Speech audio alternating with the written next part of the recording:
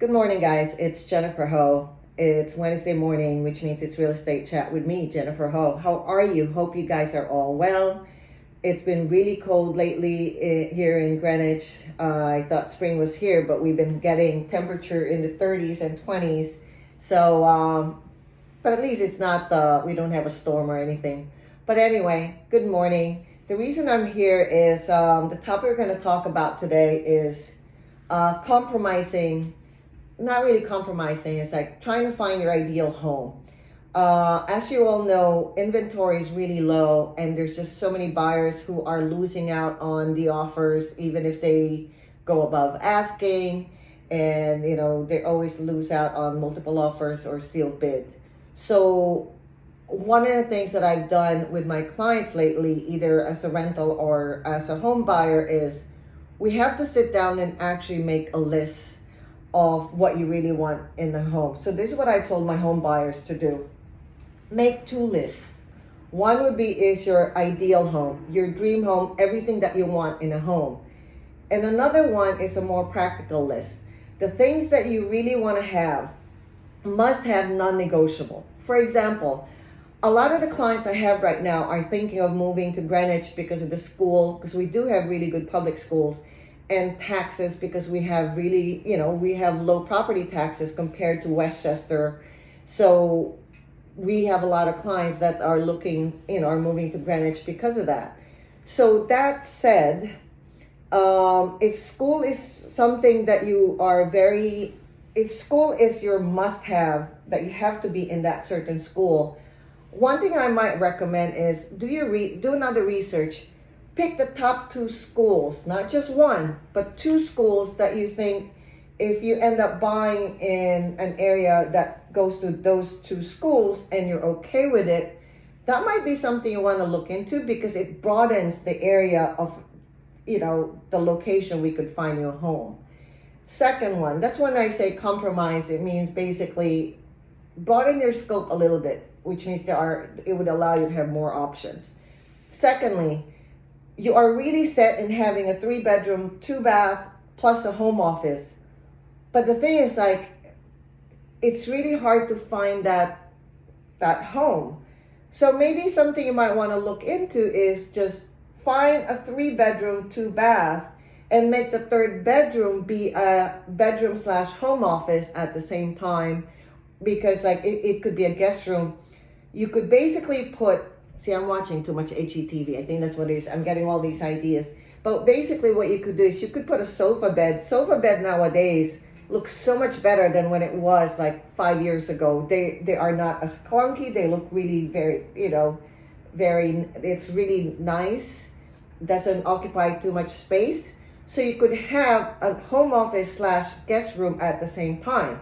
So by doing that, it makes it easier for you to find a home and makes it more affordable. Instead of buying a 3-bedroom plus a home office, it makes your list of homes to see bigger, basically. There's a lot more chances we can find what you want. And then another thing, for example, that you might want to be able to compromise with, you want to find something that's move-in, totally updated. Well, it might be something you might want to look into is find a house that needs updating. I always say if it has good if it has good bones, if the problem is that it's not structural, it's just cosmetic, it just needs like a paint or anything, a coat of paint or something like that, something that you could actually do, might be something you might want to look into. For example, I had a client who found a house. They really love it. But the thing is, it's dated. And so the first question I asked him, okay, could you see yourself living in this house for the next year or two? It's like, what do you mean? He said, it needs updating. It needs some cosmetic things that you need to do. Will you be able to live in this house with this peach colored or avocado colored bathroom? If it's usable and you could take a shower there, or you could use this bathroom, is that something you're willing to compromise for the next year or two until you're able to save money, put money aside to be able to fix it in a future date? And he looked at me and says you know what? I never thought of that. So those are the kind of compromises that I was talking about.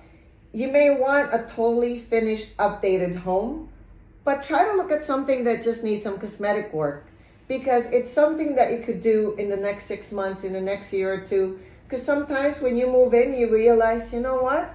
This is not a bad bathroom after all, or this is not a bad kitchen after all, especially if you have the right size kitchen, but it just needs some change in the countertops or something like that. It might be something you want to look into. So that said, those are the things that I was talking about when it comes to, if you want to buy a house, you have to think of the must-have, the things that you are not willing to compromise. And from there, maybe we could find, we could tweak it some more and see if we could find you a home that that you're going to love. And for any reason that's just really not possible, I really would recommend, do not force yourself to buy a house just because you want to.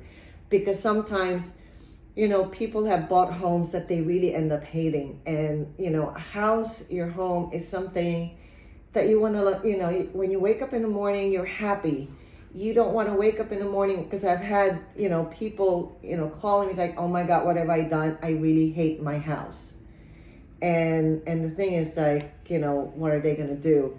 So if you really have not found a house that you're going to fall in love with, something that you're going to be happy living in for the next 3 years, 5 years, then do not force yourself to buy it. Just rent for another year, or maybe 2. Because I truly believe there's a house for everyone. And if it just takes time, then that's something you might want to, look into. Just rent for another year and then just go from there. Again, that's my advice. That's my real estate tip. In, like, if you still haven't found your dream home, maybe we could, look for compromise, something they could compromise in. Or, I have one client, school wasn't really a big issue. He just wants close to the train.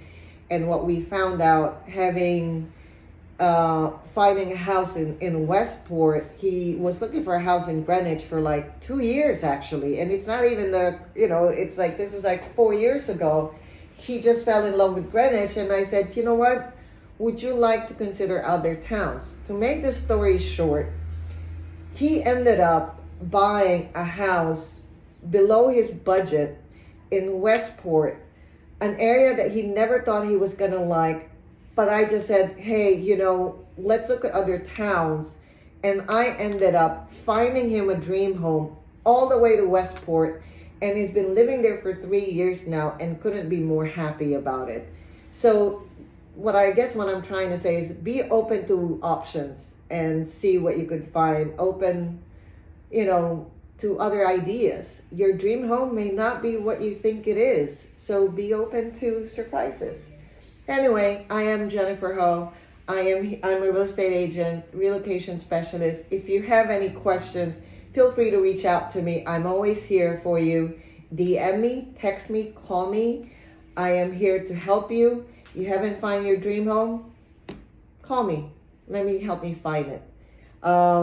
Thank you so much for all of you who've been watching, who've been, telling me how much you like watching my, weekly show. I really appreciate this. Is all possible because of you.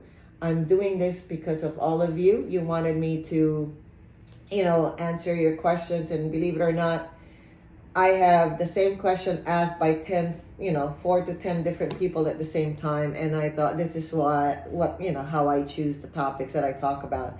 Again, this is Jennifer Ho. It's always a pleasure, talking to you guys and answering your questions. Take care, be safe, stay well. You need anything, I'm here for you. Take care and enjoy your day. Bye. See you next week.